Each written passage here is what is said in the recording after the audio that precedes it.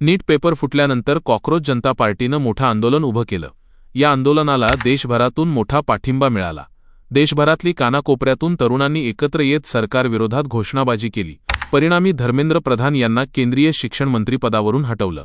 या आंदोलनाला आलेलं यश पाहता आता पुढचा क्रमांक वाहतूक आणि रस्तेविकास मंत्री नितीन गडकरी यांचा असल्याची चर्चा आहे। त्यांच्या विरोधातही आता असंच जनआंदोलन उभं राहिलं आहे।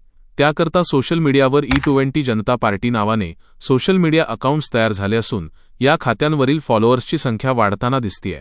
धर्मेंद्र प्रधानांनी शिक्षणमंत्री पदाचा राजीनामा द्यावा अशी प्रमुख मागणी कॉकरोच जनता पार्टीने केली होती। त्याप्रमाणेच E20 जनता पार्टीनेही काही प्रमुख मागण्या केल्या आहेत। या प्रमुख मागण्या या सोशल मीडिया खात्यावरील पोस्ट्समधून करण्यात आल्या आहेत। देशातील प्रत्येक पेट्रोल पंपावर E20 सह 100% शुद्ध पेट्रोल उपलब्ध करावं। वाहन ग्राहकांनी ज्या इंधनाची मागणी केली आहे तेच इंधन ग्राहकांना उपलब्ध करून द्यावं।